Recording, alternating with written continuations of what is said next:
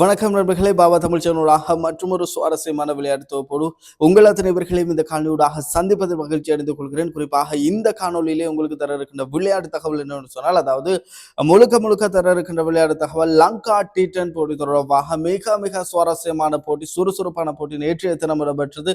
3 போட்டிகளில் முழுமையாக இடம்பெற்றது. இது தொடர்பாகத்தான் நாங்கள் பார்க்க இருக்கிறோம். அதுக்கு முன்பதாக நீங்க இந்த காணொலியை பார்த்து கொண்டிருக்கிறீர்களாக இருந்தால் கண்டிப்பா லைக் பண்ணுங்க, ஷேர் பண்ணுங்க, ஃபாலோ பண்ணுங்க. அதே போல பாபா தமிழ் சொல்லக்கூடிய யூடியூப் சேனலை இன்னும் சப்ஸ்கிரைப் பண்ணணும்னு சொன்னா கண்டிப்பா சப்ஸ்கிரைப் பண்ணி அந்த பெல் ஐக்கனையும் அப்படி ஒரு தட்டி விட்டுருங்க. இப்போ வாங்க இந்த வீடியோக்குள்ள போகலாம்.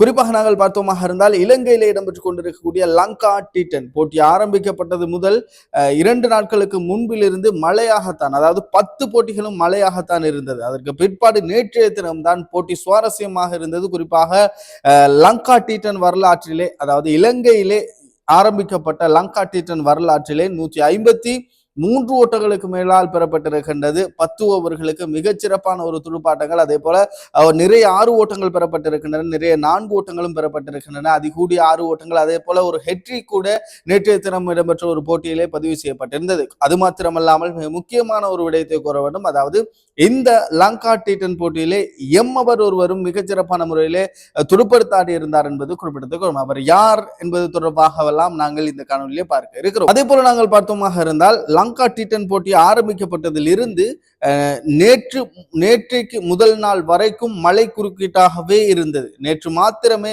3 போட்டிகளும் முழுமையாக நிறைவடைந்திருந்தது. மிகச்சிறப்பான போட்டி. தற்பொழுது இன்னும் இந்த லங்கா T10 ரசிக பெருமக்கள் அதிகரித்துக் கொண்டே இருக்கின்றார்கள். காரணம் 6-4 என்பதாக ரசிகர்களை ஒரு என்டர்டைன்மெண்ட் பண்ணக்கூடிய வகையில இந்த போட்டி அமைந்திருக்கிறது. அருமையான போட்டி. அது மாத்திரமல்லாமல் இந்த போட்டியினை காண்பதற்காக வேண்டி பல பிரதேசத்திலிருந்து ரசிக பெருமக்கள் வருகின்றார்கள் என்பதில் எந்த விதமான ஒரு மாற்ற கருத்துக்களும் கிடையாது. நேற்றைய தினம் மிக முக்கியமாக 3 போட்டிகள் இடம்பெற்றது. அதில் முதலாவது போட்டியை நாங்கள் பார்த்தோமாக இருந்தால் பங்களா டைகர்ஸ் அணிகளுக்கான போட்டி இடம்பெற்றது. பங்களா டைகர்ஸ் அதே போல ஹண்டி போல்ட் அணிகளுக்கான போட்டி இடம்பெற்றது. இந்த போட்டியிலே நாங்கள் பார்த்தோமாக இருந்தால் பங்களா டைகர்ஸ் அணி சார்பாக இலங்கையின் குசல் பெரேரா, அதே போல ஜெசாட், அதே போல தசுன் சாணக்க போன்றவர்கள் இருக்கின்றார்கள். அதே போல நாங்கள் பார்த்தோமாக இருந்தால் இங்கே கண்டி போல்ட் அணியை பொறுத்தவரையிலே நாங்கள் பார்க்கும் பொழுது பத்தன் நிசங்க, அதே போல தினேஷ் சந்திமல் போன்றவர்கள் இந்த அணியிலே இருக்கின்றார்கள். முதல்ல துடுப்படுத்தாடிய பங்களா டைகர்ஸ் அணியினர் பெற்றுக்கொண்ட ஓட்ட 163 ஓட்டங்களை பெற்றிருக்கின்றார்கள். 6 விக்கெட்டுகளை இழந்து 10 ஓவர்கள் நிறைவுக்கு வந்த நிலையில், அதாவது இலங்கையில் இடம்பெற்றுக் கொண்டிருக்கக்கூடிய இந்த லங்கா T10 வரலாற்றிலே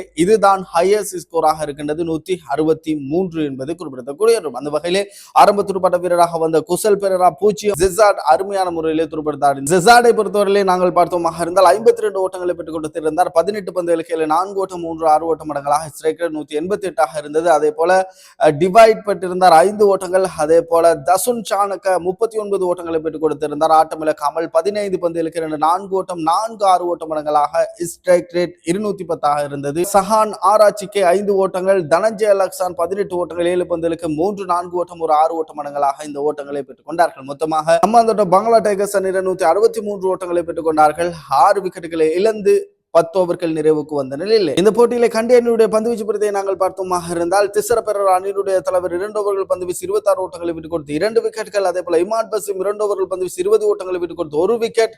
அதே போல சத்ரங்கடி சில்வா 1 ஓவர்கள் பந்துவீசி 22 ஓட்டங்களை விட்டுக் கொடுத்து எந்த விதமான விக்கெட்டுகளும் இல்லை. பதிலுக்கு துடுப்படுத்தாடிய கண்டி அணியினர் மொத்தமாக பெற்றுக்கொண்ட ஓட்ட எண்ணிக்கை 116 ஓட்டங்களை பெற்றுக் கொண்டார்கள். 9 விக்கெட்டுகளை இழந்து 10 ஓவர்கள் நிறைவுக்கு வந்த நிலையில் ஆரம்ப துடுப்பாட்ட வீரர் 15 ஓட்டங்கள், 11 பந்துகளுக்கு 3-4 ஓட்டம் மடங்களாக முன்சி 0, தினேஷ் சந்திமல் 13 ஓட்டங்களை பெற்றுக் கொடுத்திருந்தார். 5 பந்துகளுக்கு 4 ஓட்டம் 6 ஓட்டம் மடங்களாக. அதே போல திசர பெரேரா 11 ஓட்டங்களை பெற்றுக் கொடுத்திருந்தார். 4 பந்துகளுக்கு 4 ஓட்டம் 6 ஓட்டம் மடங்களாக. செஹான் ஜெயசூர் 23 ஓட்டங்களை பெற்றுக் கொடுத்திருந்தார். 7 பந்துகளுக்கு 4 ஓட்டம் 3-6 ஓட்டம் மடங்களாக. ஸ்ட்ரைக் ரேட் 328 இருந்தது. ஒரு காலத்தில் இலங்கை அணிக்காக ஒரு சில போட்டிகளில் அவர் விளையாடி இருந்தார். முகமது சமாஸ் எம்மவர் மிகச்சிறப்பான முறையிலே துடுப்படுத்தாடி இருந்தார். சந்தர்ப்பம் கிடைத்தது, அந்த சந்தர்ப்பத்துக்கு ஏற்றால் போல் மிகச்சிறப்பான முறையிலே துடுப்படுத்தாடி இருந்தார். முகமது சமாஸ் 25 ஓட்டங்களை பெற்றுக் கொடுத்திருந்தார். 13 பந்துகளுக்கு 3-4 ஓட்டம் 6 ஓட்டம் மடங்களாக. ஸ்ட்ரைக் ரேட் 192.31 இருந்தது. மிகச்சிறப்பான முறையிலே மென்மேலும் அவருக்கு சந்தர்ப்பம் கிடைக்கப்பட்டு மிகச்சிறப்பான முறையிலே அவர் துடுப்படுத்தாட வேண்டும் என்பதாக நாங்கள் வாழ்த்துகிறோம். அதே போல இமாட் பசிம் 0 கவிந்து 4 ஓட்டங்களை பெற்றுக் கொடுத்திருந்தார். இந்த போட்டியிலே வெற்றி அடைந்து கொண்டார்கள். பங்களா டைகர்ஸ் அணியினர் வெற்றி அடைந்து கொண்டார்கள்.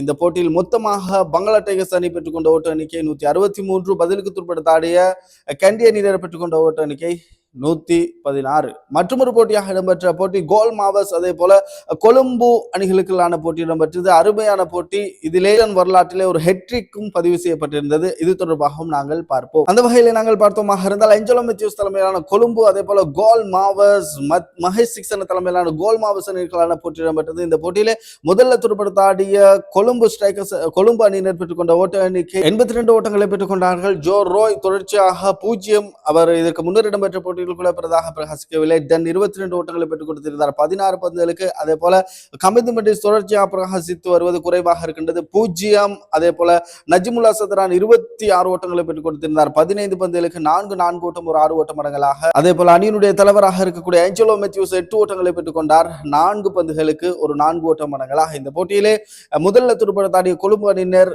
82 ஓட்டங்களை பெற்றுக் கொண்டார்கள். இதிலே தான் ஒரு ஹெட்ரிக் சாதனை நிகழ்த்தப்பட்டிருந்தது. அதாவது கோல் மாவஸ் பந்துவீச்சு பிரதியை நாங்கள் பார்க்கும் பொழுது இது தொடர்பாக நாங்கள் பார்ப்போம். கோல் மாவசனுடைய பந்துவீச்சு பிரதியை நாங்கள் பார்த்தோமாக இருந்தால் மகேஷ் தீக்ஷன் 2 ஓவர்கள் பந்து 15 ஓட்டங்களை விட்டுக் கொடுத்து 2 விக்கெட் முதலாவது ஓவரில் 2 விக்கெட்டினை கைப்பற்றியிருந்தார். அதே போல வூட் 2 ஓவர்கள் பந்து வீசி 13 ஓட்டங்களை விட்டுக் கொடுத்து விக்கெட்டுகள் இல்லை. பினுரா பெர்னாண்டோ 2 ஓவர்கள் பந்து வீசி 25 ஓட்டங்களை விட்டுக் கொடுத்து இருந்தார். அதே போல ஜரூக் கான் 2 ஓவர்கள் பந்து வீசி 15 ஓட்டங்களை மாத்திரமே விட்டுக் கொடுத்து 4 விக்கெட்டினை கைப்பற்றியிருந்தார். அதே போல இம்முறை 2024 ஆண்டு இடம்பெற்ற இலங்கையில் இடம்பெற்றுக் கொண்டிருக்கக்கூடிய முதல் முறையாக இடம்பெற்றுக் கொண்டிருக்கக்கூடிய இந்த லங்கா டி10 முதல் ஹெட்ரிக்கினை எடுத்திருக்கின்றார் இந்த ஜரூக் கான். பதிலுக்கு துடுப்படுத்தாடிய கோல் மாவஸ் அணியினர் 83 ஓட்டங்களை பெற்றுக் கொண்டார்கள். 3 விக்கெட்டுகளை மாத்திரமே இழந்து 7.1 பந்து வீச்சு பிரதியிலே. கோல் மாவஸ் அணி சார்பாக நாங்கள் பார்த்தோமாக இருந்தால் நிரோசன் டிகோல் 20 ஓட்டங்களை பெற்றுக் கொடுத்திருந்தார் 12 பந்துகளுக்கு 4 ஓட்டம் அடங்கலாக. அதே போல அலெக்ஸ் ஹரி 38 ஓட்டங்களை பெற்றுக் கொடுத்திருந்தார். மிகச்சிறப்பான முறையில் தொடர்ச்சியாக ஒவ்வொரு போட்டியிலுமே அலெக்ஸ் ஹரி 30க்கும் மேற்பட்ட ஓட்டங்களை சராசரி வைத்துக் கொண்டே துடுப்படுத்தாடி கொண்டிருக்கிறார். அதே போல விக்கெட் காப்பாளராக இருக்கக்கூடிய சந்துன் வீரக்குடி 7 ஓட்டங்கள் 7 பந்துகளுக்கு ஒரு 4 ஓட்டம் அடங்கலாக. அதே போல சகிபுல் ஹசன் 3 பந்துகளுக்கு 6 ஓட்டங்களை பெற்று துடுப்படுத்தாடி கொண்டிருந்தார் 6 இடத்திலே. அதே போல சமிந்த் விக்ரமசிங்க 9 ஓட்டங்களை பெற்று துடுப்படுத்தாடி கொண்டிருந்தார் 3 பந்துகளுக்கு 4 ஓட்டம் அடங்கலாக. இந்த போட்டியிலே வெற்றியடைந்து கொண்டார்கள் கோல் மாவஸ் அணியினர். அதே போல நாங்கள் பார்த்தோமாக இருந்தால் நேற்றைய தினம் இரவு பொழுதிலே இறுதிப் போட்டியாக இடம்பெற்ற போட்டியை நாங்கள் பார்த்தோமாக இருந்தால் ஜாஃப்னா டைட்டஸ் அதே போல நூரலி அணிகளுக்கான போட்டி இடம்பெற்றது. இந்த போட்டியை பார்த்தாலே ஒரு பரிதாபமாக இருக்குது. என்னடா இது உமர் அக்மல் தலைமையிலான இந்த நூரலி அணி இது என்ன டீம்டா இது முஸ்பாத்திக்கு விளையாடுற டீம் மாதிரி விளங்குதுன்னு நாங்க நினைச்சோம். ஆனா மிகச்சிறப்பான முறையிலே விரட்டி வந்திருந்தார்கள். முதல்ல துடுப்படுத்தாடிய ஜாஃப்னா டைட்டஸ் அணியினர் பெற்றுக்கொண்ட ஓட்ட எண்ணிக்கை 153 ஓட்டங்களை பெற்றுக் கொண்டார்கள். 4 விக்கெட்டுகளை இழந்து 10 ஓவர்கள் நிறைவுக்கு வந்த நிலையிலே ஜாஃப்னா டைட்டஸ் அணி சார்பாக பார்த்தோமாக இருந்தால் ஆரம்ப துடுப்பாட்ட வீரர் குசல் மெண்டிஸ் 9 ஓட்டங்களை பெற்றுக் கொடுத்திருந்தார் 6 பந்துகளுக்கு. அதற்கு பிறகுதான் சரவடி அதிரடி ஆரம்பித்தது. சரித் அசலங்க 33 ஓட்டங்களை பெற்றுக் கொடுத்திருந்தார் 17 பந்துகளுக்கு 3 ஓட்டம் 2 ஓட்டம் அடங்கலாக. எபில் தொடர்ச்சியாக இந்த ஜாஃப்னா அணிக்காக வேண்டி மிகச்சிறப்பான முறையிலே துடுப்படுத்தாடி கொண்டிருக்கின்றார். எபில் இந்த போட்டியிலே 4ஆம் இலக்கத்திலே வந்திருந்தார் 59 ஓட்டங்களை பெற்றுக் கொடுத்திருந்தார். வெறுமனே 24 பந்துகளுக்கு 8 ஓட்டம் 3 ஓட்டம் அடங்கலாக. ஸ்ட்ரைக் ரேட் 245 இருந்தது. அணியினுடைய தலைவர் 14 ஓட்டங்களை பெற்றுக் கொடுத்திருந்தார். மொத்தமாக ஜாஃப்னா டைட்டஸ் அணியினர் பெற்றுக்கொண்ட ஓட்ட எண்ணிக்கை 153 ஓட்டங்களை பெற்றுக் கொண்டார்கள். 4 விக்கெட்டுகளை இழந்து 10 ஓவர்கள் நிறைவுக்கு வந்த நிலையிலே நூரலி அணியினுடைய பந்துவீச்சு பிரதியை நாங்கள் பார்த்தோமாக இருந்தால் ஹசுன் ராஜித்தை 2 ஓவர்கள் பந்து வீசி 29 ஓட்டங்களை விட்டுக் கொடுத்திருந்தார். சமிக்க கருணாரத்ன 2 ஓவர்கள் பந்து வீசி 34 ஓட்டங்களை விட்டுக் கொடுத்து 2 விக்கெட்டினை கைப்பற்றியிருந்தார். அதே போல மயாஸ் 1 ஓவர்கள் பந்து வீசி 12 ஓட்டங்களை விட்டுக் கொடுத்து 1 விக்கெட்டினை கைப்பற்றியிருந்தார். பதிலுக்கு துடுப்படுத்தாடிய நூரலி அணியினர் 100 ஓட்டங்களை மாத்திரமே பெற்றுக் கொண்டார்கள். 8 விக்கெட்டுகளை இழந்து 10 ஓவர்கள் நிறைவுக்கு வந்த நிலையிலே தொடர்ச்சியாக அபிஸ்க பெர்னாண்டோ 0, இதற்கு முன்னர் இடம்பெற்ற போட்டியிலும் 0, அதே போல கைல் மைல்ஸ் 0, அதே போல உமர் அக்மல் 1 ஓட்டத்தினை பெற்றுக் கொடுத்திருந்தார் 4 பந்துகளுக்கு. ஹோவல் 6, அதே போல தனுஷ்க குணத்திலக்க தொடர்ச்சியாக 4-2-3 என்பதாக இந்த போட்டியிலும் 4-3 பந்துகளுக்கு. அதே போல சாமிக்கு கருணாரத்ன மிகச்சிறப்பான முறையில் துடுப்படுத்தாடி அரை சதத்தினை பெற்றிருந்தார் 26 பந்துகளுக்கு 58 ஓட்டங்களை பெற்று துடுப்படுத்தாடி இருந்தார். இதுவரைக்கும் ஆடுகளத்தில் இருந்தார் 4 ஓட்டம் 5-6 ஓட்டம் அடங்கலாக. ஸ்ட்ரைக்கர் 223 இருந்தது. மொத்தமாக நூரலி அணி பெற்றுக் கொண்ட ஓட்ட எண்ணிக்கை 100 ஓட்டத்தினை மாத்திரமே பெற்றுக் கொண்டார்கள்.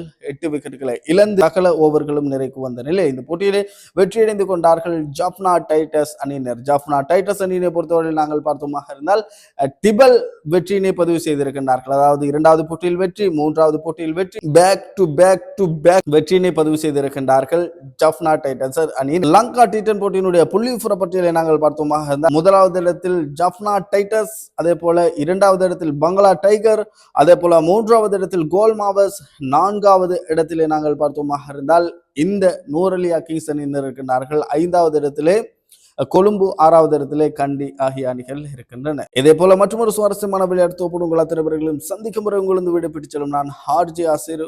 வணக்கம் நேர்களே.